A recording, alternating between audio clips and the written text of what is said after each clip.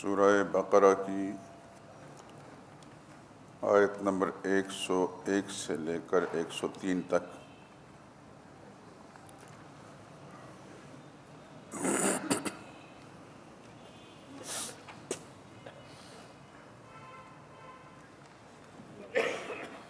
اعوذ باللہ من الشیطان الرجیم بسم اللہ الرحمن الرحیم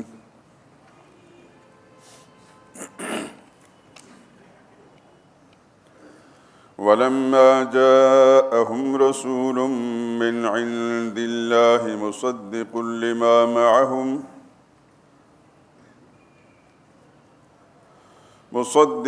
لِّمَا مَعَهُمْ نَبَذَ فَرِيقٌ مِّنَ الَّذِينَ أُوتُوا الْكِتَابَ كِتَابَ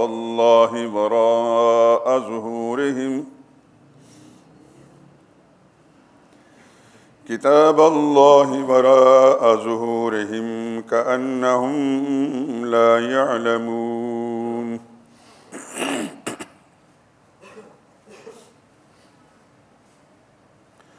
وَاتَّبَعُوا مَا تَتْلُو الشَّيَاطِينُ عَلَى مُلْكِ سُلَيْمَانَ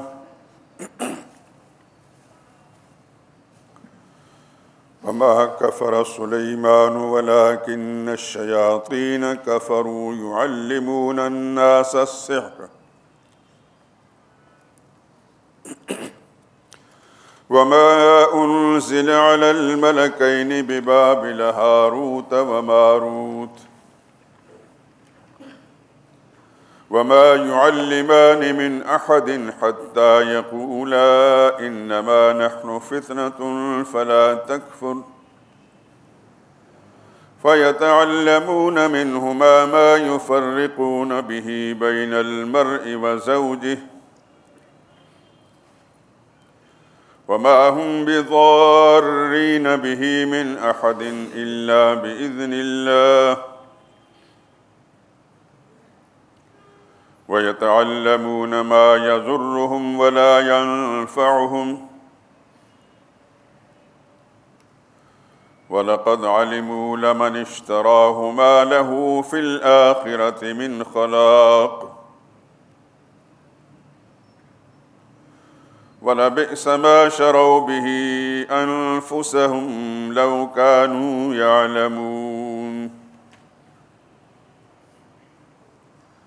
وَلَوْ أَنَّهُمْ آمَنُوا وَاتَّقَوْا لَمَثُوبَةٌ مِّنْ عِندِ اللَّهِ خَيْرٌ لَوْ كَانُوا يَعْلَمُونَ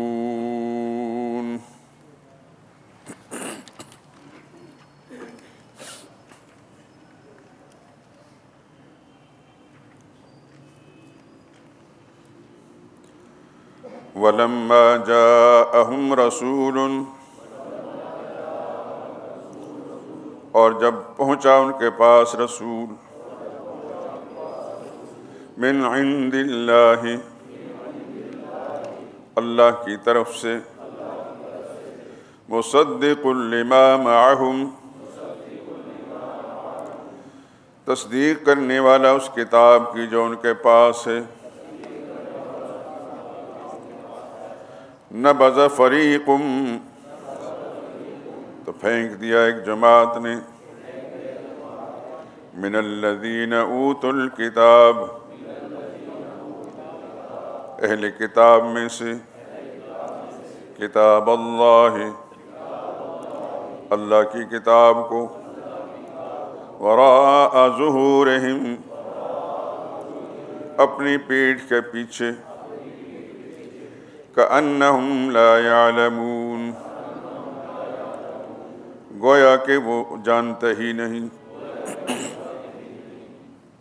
واتبعوا اور پیروی کی انہوں نے ما تتلو الشیاطین اس علم کی جو شیطان پڑھتے تھے علی ملک سلیمان سلیمان علیہ السلام کی بادشاہت کے وقت وما کفر سلیمان اور سلیمان علیہ السلام نے کفر نہیں کیا ولكن الشیاطین کفروا، لیکن شیطانوں نے کفر کیا، یعلمون الناس السحر، لوگوں کو جادو سکھلاتے تھے، وما انزل، اور اس علم کے پیچھے ہو گئے، علی الملکین، جو اترا دو فرشتوں پر، ببابل، بابل شہر میں، ہاروت و ماروت، جن کا نام ہاروت اور ماروت ہے، وما يعلمان من احد، اور نہیں سکھاتے تھے وہ دونوں کسی ایک کو، حتی یقولا، جب تک یہ نہ کہہ دیتے، انما نحن فتنۃ، ہم تو آزمائش کے لیے ہیں، فلا تکفر، تو کفر مت کر، فیتعلمون منہما، پھر ان سے سیکھتے تھے وہ جادو، ما یفرقون بہ، جس سے جدائی ڈالتے تھے، بین المرء و زوجہ،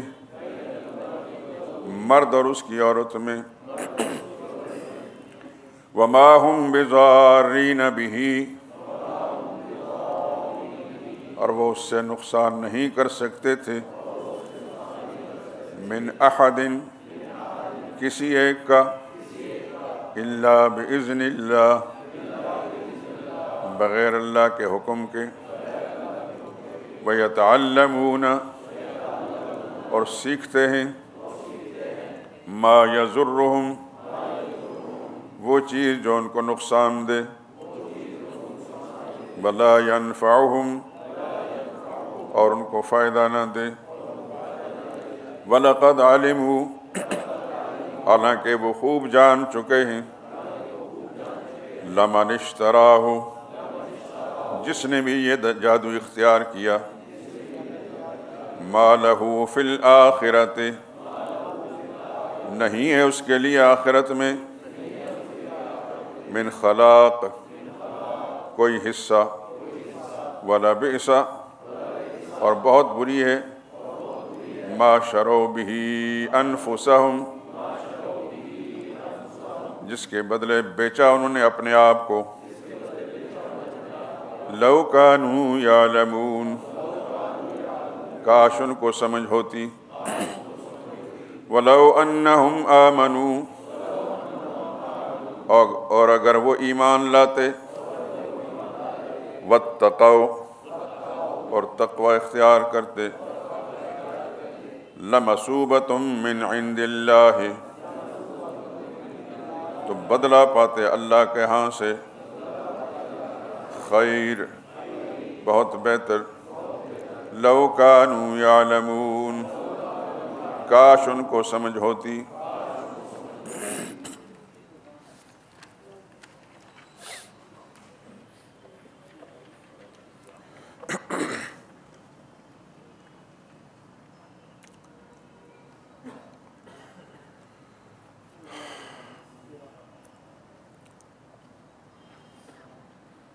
آپ مسلسل قرآن حکیم کے ان حصوں میں یہودیوں کے شبہات اور اعتراضات اور ان کے جوابات سنتے چلے آئے ہیں۔ آج بھی جو درس آپ کے سامنے ہے، اس میں بھی ایک شبہ کا جواب۔ شبہ یہ تھا کہ سلیمان علیہ السلام سے ہمیں ایسے کلمات ملتے ہیں جن میں غیر اللہ کو پکارنا لکھا ہے، یعنی جس توحید کا پرچار آپ کرتے ہیں، یہ تو انبیاء اکرام علیہ السلام کی تعلیمات میں اس توحید کے خلاف شرک کا سبق ملتا ہے۔ ہم کس طرح آپ کی بات مان لیں؟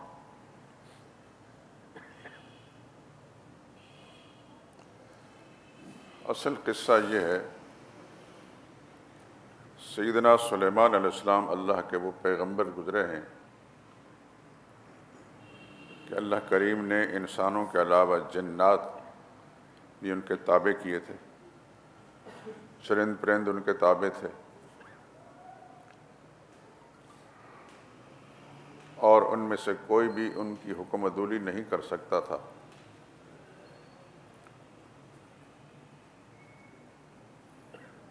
جنات کو ان آیات کریمہ میں بار بار شیاطین کا لفظ استعمال ان کے لیے کیا گیا ہے۔ کل ہی آپ سن چکے ہیں کہ جنات جو آگ سے بنائے گئے ہیں ان میں شر غالب ہے، اللہ ماشاء اللہ۔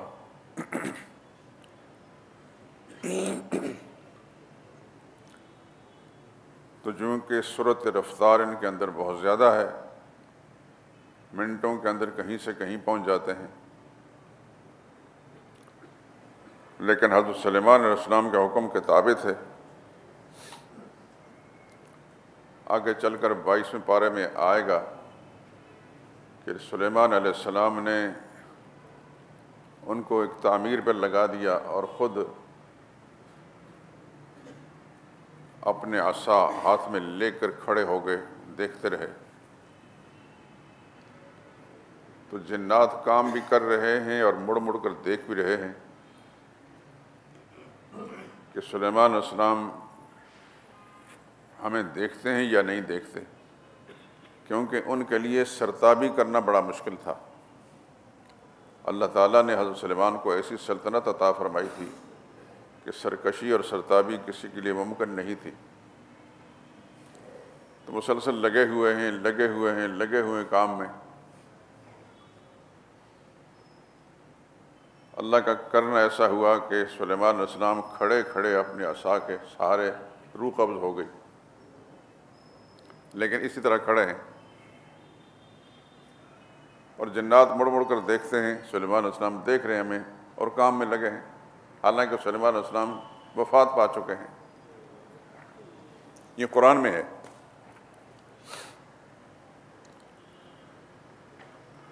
تاآں کہ اللہ کا کرنا ایسا ہوا کہ دیمک کا کیڑا،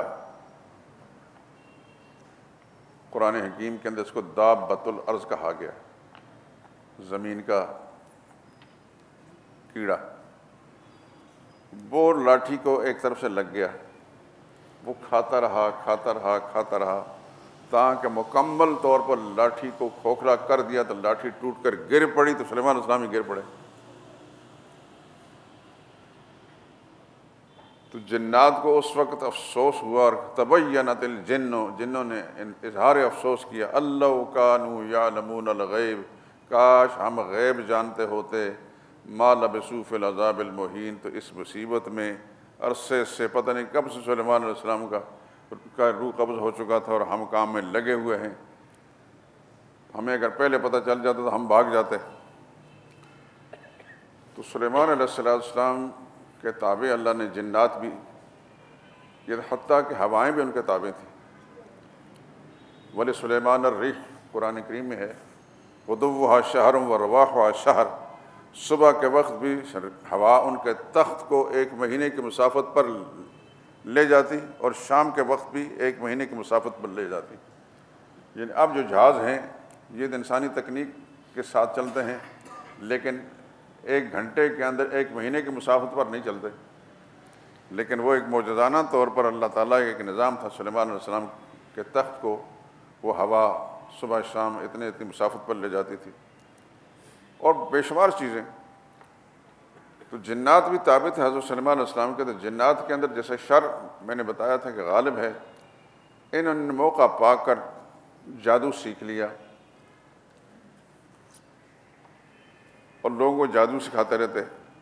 اور یہ یاد رکھیں کہ جادو ایک ایسا عمل ہے جس کے اندر شرک کا ارتکاب لازمی ہوتا ہے۔ جو بھی جادوگر ہے وہ شرک ضرور کرتا ہے۔ کوئی جادو بنتا ہی نہیں جب تک اس میں شرک کا ارتکاب نہ کیا جائے۔ اس کے اثرات نہیں سامنے آتے۔ یہی وجہ ہے کہ علماء امت نے جادوگر کے بارے میں فتویٰ دیا ہے کہ کافر ہے، جادوگر پکا کافر ہے اور واجب القتل ہے، اور اگر مر جائے تو اس کی نماز جنازہ پڑھنی جائز نہیں ہے، اور نہ ہی مسلمانوں قبرستان میں اس کو دفن کرنا جائز ہے۔ یہ مسئلہ ہے۔ شاہ عبدالعزیز محدث دہلوی رحمۃ اللہ تعالیٰ علیہ، شاہ ولی اللہ کے بڑے صاحبزادے، انہوں نے تفسیر لکھی فارسی زبان کے اندر، تفسیر عزیزی۔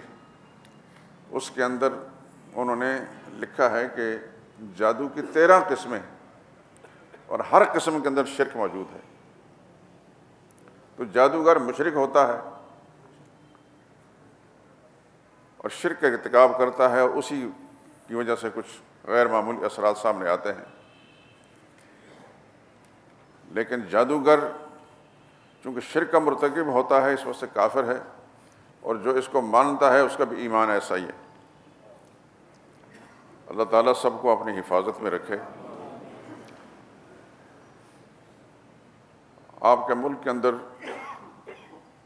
میں نام نہیں لیتا، بعض طبقات جادو کرتے ہیں اور بہت زیادہ، لیکن چونکہ ہمارا من حیث القوم دین اور ایمان کا معاملہ اتنا خراب ہے، یعنی حکمران طبقہ اس سے پہلے گزرے، اس سے پہلے گزرے، اس سے پہلے گزرے، جو اب ہیں، سب قدر مشترک سب میں یہ ہے کہ ان کا اسلام کی قدر و قیمت، اسلام کی بقا اور حیات، اس کے ساتھ کوئی تعلق بھی نہیں۔ بس مسلمان کہلاتے ہیں، اللہ اللہ خیر صلی اللہ کام کر رہے ہیں، اور اسلام کے خلاف اسمبلیوں کے اندر سارے کام ہوتے ہیں۔ اس واسطے یہ فیصلہ کرنا عام لوگوں کے لیے مشکل ہے۔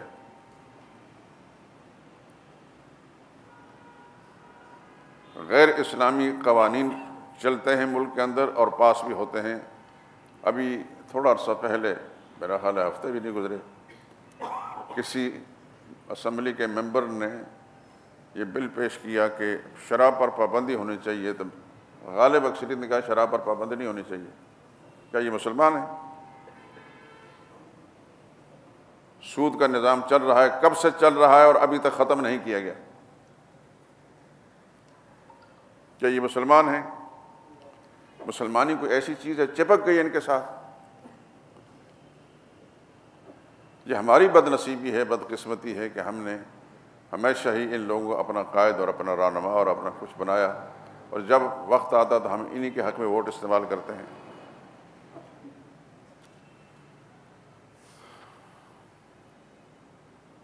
کس کس کا نام لوں میں؟ ہو سکتا ہے کہ بہت سارے حضرات کی طبیعت میں اداسی پیدا ہو جائے۔ مجھے الحمدللہ میں کسی ایک کا جھنڈا بردار نہیں ہوں، مجھے نصف صدی گزر چکی ہے، لیکن میں جو بڑے قریب سے دیکھا ہے ان لوگوں کو، ان کے اندر وہ چیز نہیں ہے۔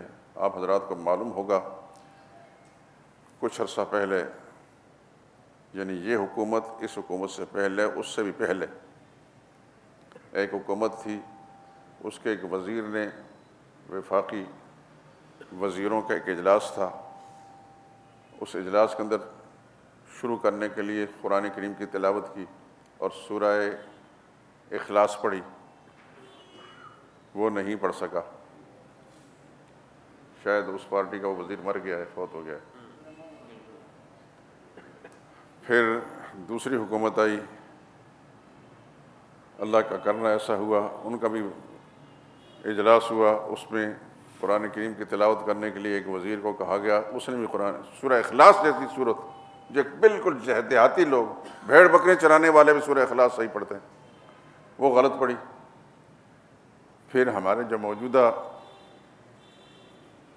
شرفاء ہیں، ان کے وزیر نے بھی، یعنی یکے بعد دیگرے، آپ اس سے اندازہ کر سکتے ہیں کہ ان کا اسلام سے، قرآن سے کتنا تعلق ہے۔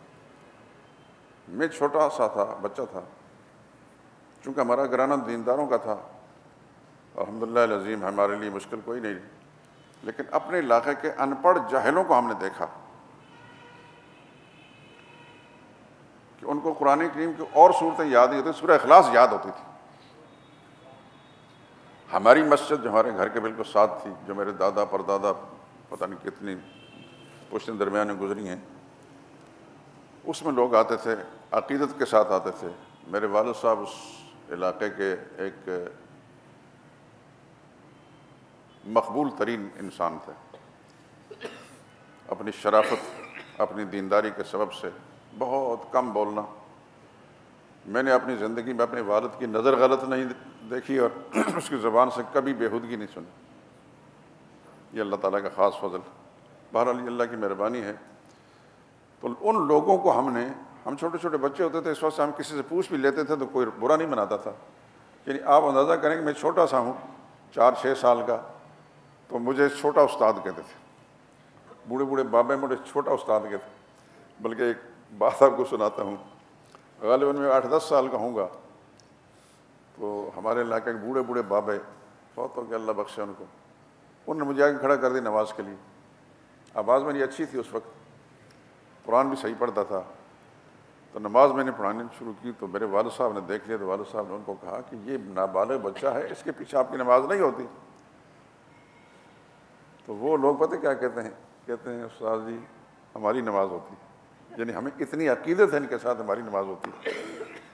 تو خیر میں نے عرض کرنے کا مقصد یہ تھا کہ ہم نے دیہاتیوں کو دیکھا، بھیڑ بکریاں چرانے والوں کو دیکھا، صاف ان پڑھ لوگوں کو، سورہ اخلاص ان کو آتی ہے، یہاں پڑھ لکھا اور پتہ نہیں کیا کیا ڈگریاں ہیں اور یہ ہے اور وہ ہے اور وہ ہے، اور سورہ اخلاص نہیں پڑھ سکتا۔ قیاس کن ز گلستان من بہار مرا، اگر میرا گلستان یہ ہے تو میری بہار کیسی ہوگی۔ اللہ ہمارے گناہوں کو معاف فرمائے اور ہمیں کو بہتر حکمران دے دے۔ بس یہ دعا کیا کریں میرے دوستوں، میرا رب زندہ ہے اور سننے والا ہے، سمیع الدعاء، اذا سألک عبادی انی فانی قریب، آگے آئے گا ان قریب۔ میرے نبی آپ سے میرے بندے پوچھیں گے کہ اللہ تعالیٰ کو چلا کر پکاریں یا آہستہ، تو ان کو بتا دو کہ میں بڑا نزدیک ہوں، اجیب دعوت الداع اذا دعان، دعا کرنے والے کے دعا کو میں سنتا ہوں، قبول کرتا ہوں جب بھی دعا کرتا ہے۔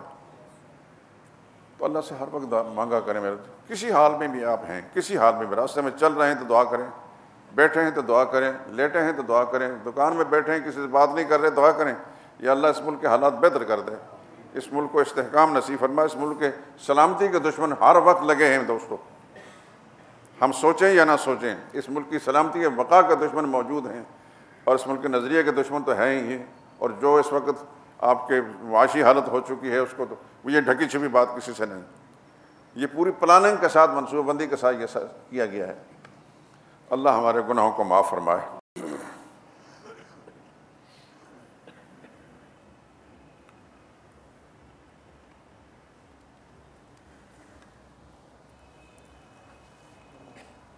بات یہ کہہ رہا تھا کہ حضرت سلیمان علیہ السلام اللہ کے پاک پیغمبر گزرے ہیں، اور اللہ تعالیٰ نے ان کو بے شمار اپنی سلطنت کے اندر ایسی چیزیں پر حکمرانی نصیب فرمائی تھی کہ جس کی کوئی مثال نہیں ملتی۔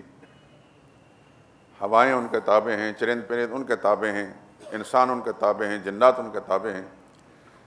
تو جنات نے اپنی روایتی شرارت کی بنا پر کہیں سے جادو سیکھ لیا اور لوگوں کو جادو سکھاتے ہیں، اور جادو کے بارے میں اب جیسے میں نے عرض کیا کہ اس کے اندر شرک ضرور ہوتا ہے، جادو کی کوئی قسم بھی ہو۔ آج بھی اگر آپ کے علم میں کوئی جادوگر ہے، بشرطے کہ جادوگر ہے، تو آپ اس کا تانا بانا معلوم کر لیں، اس کی ساری تحریر پڑھ لیں، تو آپ کو پتہ چل جائے کہ اس کے شرک موجود ہے، اور شرک کرنے والا کافر ہے، مسلمان نہیں۔ اس لیے کہا ہے علماء کا ایک فتویٰ ہے، قدیم سے، آج نہیں قدیم سے، کہ جادوگر مشرک ہے اور کافر ہے، اور وہ اگر مر جاتا ہے تو اس کی نماز جنازہ نہیں پڑھی جائے گی، اور نہ ہی مسلمانوں قبرستان میں اس کو دفن کیا جائے گا۔ اللہ محفوظ فرمائے۔ تو جنات نے یہ ساری حرکتیں کی، اور اس کے اندر چونکہ شرک تھی، تو یہودی کہنے لگے کہ ہمیں تو سلیمان علیہ السلام کے علوم سے شرک ملتا ہے۔ شرک یعنی وہ کہتا ہے غیر اللہ کو پکارنا جائز ہے، ان سے مرادیں مانگنا جائز ہے، آپ توحید کی بات کر رہے ہیں۔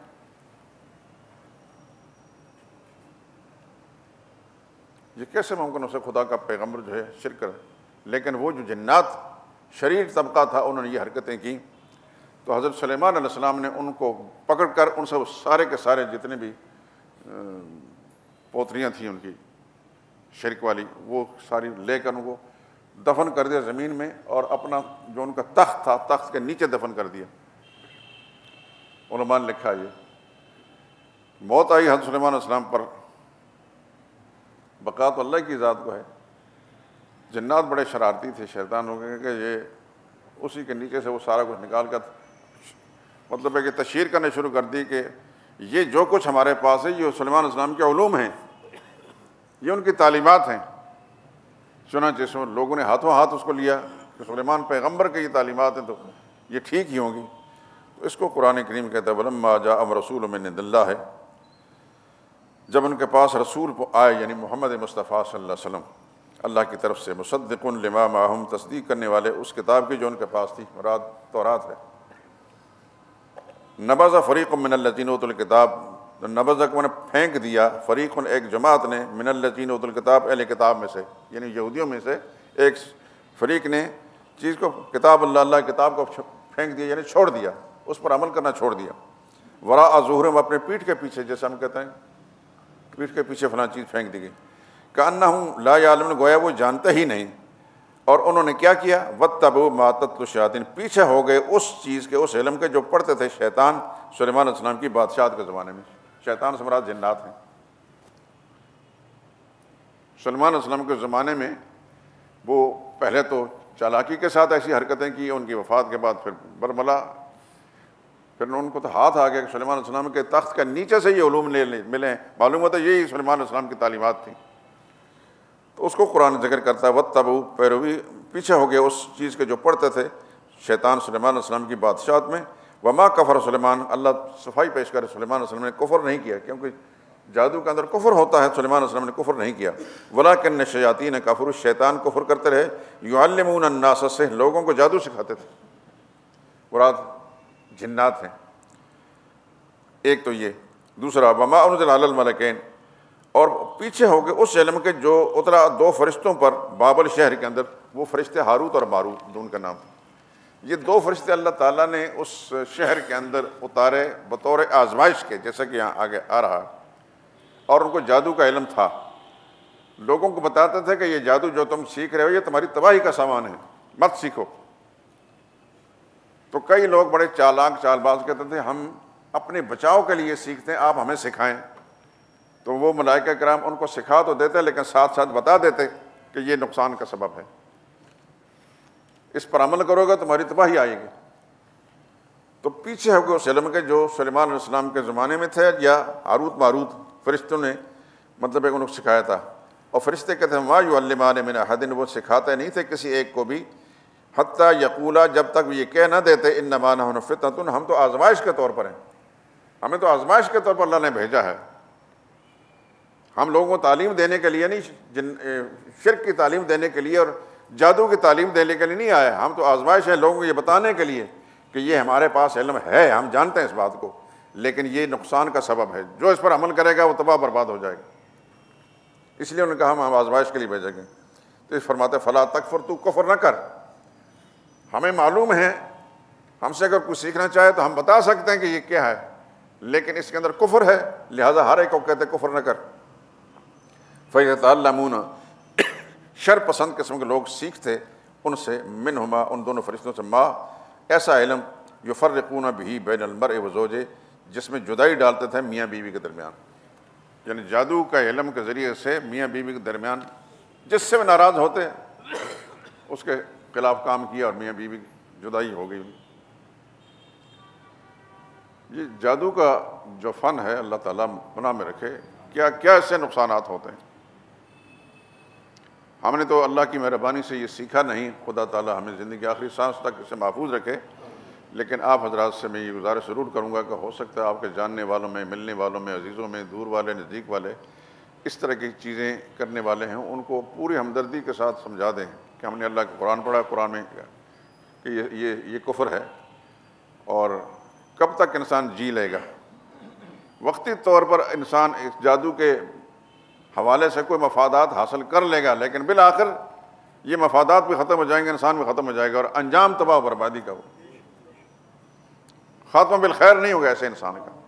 اگر خاتمہ بالخیر کی بات ہوتی تو میں نے جب مسئلہ بیان کیا کہ علماء امت سبق سلف صالحین نے بھی لکھا ہے کہ جادو میں کفر ہے اور جادوگر کافر ہوتا ہے، مسلمان نہیں ہوتا، چاہے وہ آپ کے ملک کا عیسائی ہے چاہے کوئی اور ہے۔ عیسائیوں کے اندر کافی جادو ہے، اور روافظ کے اندر بھی بہت زیادہ۔ کسے باشد مسجد ادا کے خطیب امام کیوں نہ ہو، اگر وہ جادو کرتا ہے، جادو عمل کرتا ہے، کافر ہے، مسلمان نہیں ہے، سیدھی سی بات ہے۔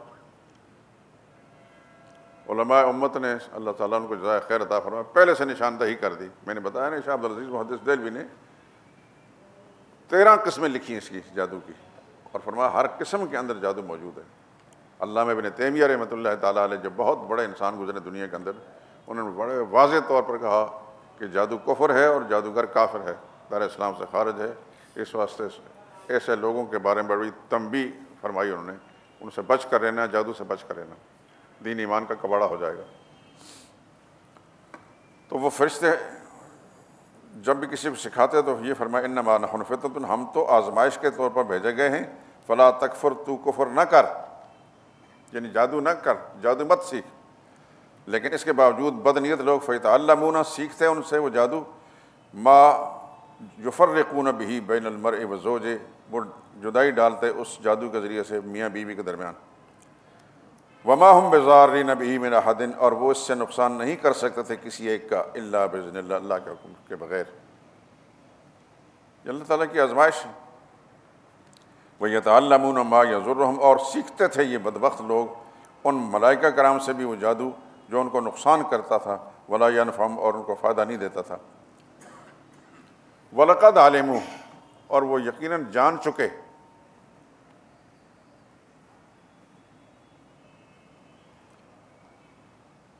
لمن اشتراہ، جس نے بھی اختیار کیا اس جادو کو، ما لہ فی الآخرۃ من خلاق، اس کے لیے آخرت میں کوئی حصہ نہیں، آخرت کے گھر اس کے لیے برباد ہو چکا۔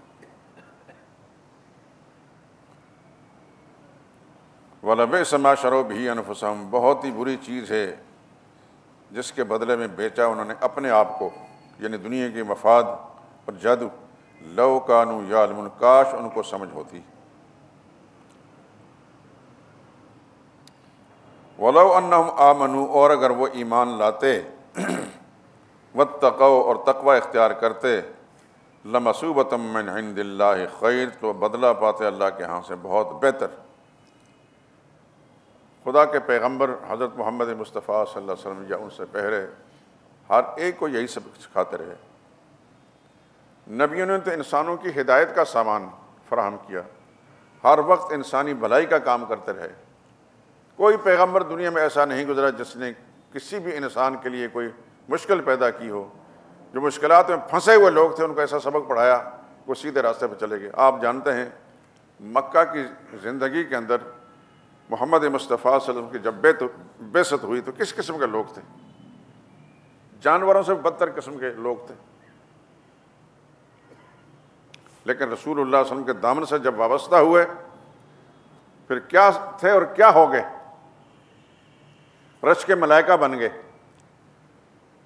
آج اس وقت میں اور آپ یہاں اس مسجد میں بیٹھ کر، یہاں سے مکہ معظمہ، حجاز مقدس جہاں صحابہ گزرے ہیں، ہزاروں میل دور ہے، اور 1500 سال گزر چکا ہے ان کو گزرے ہوئے، ہم بھی کس عقیدت کے ساتھ اور محبت کے ساتھ ان کا تذکرہ کرتے ہیں۔ میں اکثر کہا کرتا ہوں کہ ہمیں اپنے ماں باپ کا جب خیال آتا ہے تو ان کے خیال سے ایک خوشی ہوتی ہے، لیکن ابوبکر صدیق اور فاروق اعظم کا اور عثمان ذی النورین کا اور دیگر صحابہ اکرام کا تذکرہ جب آتا ہے تو ہمارا دل و دماغ جو ہے مسرت اور شادمانی سے بھر جاتا ہے۔ یعنی ہم کہہ سکتے ہیں برملا کہ ہمارے سارے آباء و اجداد، ہماری مائیں، دادیاں، نانیاں، ہمارے باپ، دادا، پردادا، نانا، یہ سب کے سب ابوبکر صدیق کی جوتیوں پر قربان۔ کیوں؟ کہ انہوں نے محمد مصطفیٰ صلی اللہ علیہ وسلم سے وفات کی، اور رسول اللہ نے جو ان کو سبق پڑھایا تھا پھر انہوں نے ایسا سیکھا کہ سب کچھ قربان کر دیا۔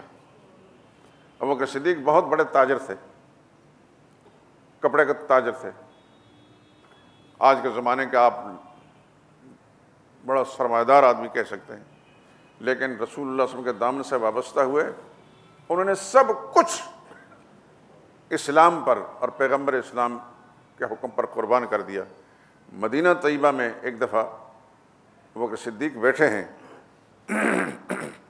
اللہ اکبر، اور جو کمبل لیا ہے وہ پھٹا ہوا، کئی پیوند اس میں لگے ہیں، اور جھکے ہیں رسول اللہ صلی اللہ علیہ وسلم کی خدمت بیٹھے ہوئے۔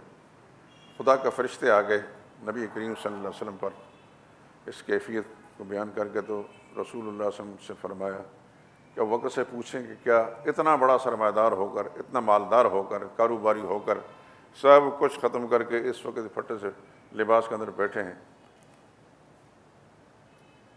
پشیمان تو نہیں، پشیمان تو نہیں ہو گئے؟ تو رسول اللہ صلی اللہ علیہ وسلم نے اللہ کا یہ پیغام سنایا۔ اللہ پوچھ رہے ہیں ابوبکر سے، اے ہائے قسمت قربان جاؤ ابوبکر پر، اللہ پوچھ رہے ہیں، سبحان اللہ۔ تو ابوبکر صدیق کو جب یہ دیوانہ وار جھومنے لگے اور بار بار کہیں انا عن ربی راضٍ، انا عن ربی راضٍ، انا عن ربی راضٍ، میں اپنے رب سے ہر حال میں راضی ہوں، ہر حال میں راضی ہوں، ہر حال میں راضی ہوں۔ یہ کیا لوگ تھے؟ آج یہاں کیوں تذکرہ ہو رہا ہے؟ دیکھیں، ہم میں سے آپ حضرات بھی یقین کہیں گے کہ ہمیں دو چار پشتیں شاید ہمیں معلوم ہیں، میں بتا سکتا ہوں مجھے دو چار پشتیں مجھے معلوم ہیں، بڑے بڑے بزرگ تھے، اولیاء اللہ تھے، قرآن کے حافظ بھی تھے، عالم بھی، لیکن اس سے آگے مجھے کچھ معلوم نہیں۔ ہو سکتا ہے آپ کو اس سے زیادہ معلوم ہو، لیکن اس سے آگے کچھ معلوم نہیں، اور اگر معلوم ہو بھی تو ان کے ساتھ کیا وہ عقیدت ہے جو ابوبکر صدیق کے ساتھ ہے، جو فاروق اعظم کے ساتھ ہے، جو محمد مصطفیٰ صلی اللہ علیہ وسلم کے غلاموں کے ساتھ ہے، نبی کریم صلی اللہ علیہ وسلم کے خاندان اور گھرانے کے ساتھ ہے؟ اللہ کی قسم کھا کر کہتا ہوں، قرآن میرے ہاتھ کے اندر ہے۔ یہ تذکرہ جب اس طرف میرا رخ ہوا نا تو میرا سارا جسم یعنی ایک مٹھاس بھر دی میرے پورے وجود کے اندر، یعنی اتنی خوشی مجھے ہوتی ہے صحابہ کرام کے رسول اللہ صلی اللہ علیہ وسلم کے پاکیزہ تعلیمات سے متاثر اور آپ سیکھنے والے صحابہ کرام کا تذکرے سے۔ تو یہ کیا تھا؟ یعنی نبی کا دامن انہوں نے پکڑا تو پھر خدا نے ان کو مٹنے نہیں دیا، آسمانی شہرت پر چمک رہے ہیں ان کا نام، روئے زمین پر جہاں جہاں بھی مسلمان بستا ہے، جہاں جب مسلمان بستا ہے، نبی کے ان غلاموں کا تذکرہ وہاں ہوتا ہے صلی اللہ علیہ وسلم و رضی اللہ تعالیٰ عنہ۔ تو قرآن کہتا ہے فَلَوْ أَنَّهُمْ آمَنُوا، اگر وہ ایمان لاتے، وَاتَّقُوا، اور تقوی اختیار کرتے، لَمَثُوبَةً مِّنْ عِندِ اللَّهِ خَيْرٌ، تو اللہ کے ہاں سے بہت اچھا بدلہ پاتے۔ لیکن ایک جملہ، لَوْ كَانُوا يَعْلَمُونَ، کاش ان کو سمجھ ہوتی، کاش ان کو سمجھ ہوتی، لو کا لفظ بار بار، کاش ان کو سمجھ ہوتی۔ اللہ سے دعا کریں کہ اللہ پاک ہمیں سمجھ عطا فرما دے، اور کوئی خامی کوئی نقص ہمارے اندر جو بھی ہے اللہ کو بخوبی معلوم ہے، ہمیں خود اپنے نقائص کا پتہ نہیں، اللہ تعالیٰ بہتر جانتے ہیں کہ ہمارے اندر کتنے نقائص ہیں۔ تو اللہ پاک اپنے رحمت کے ساتھ ان نقائص کی اصلاح فرما دے۔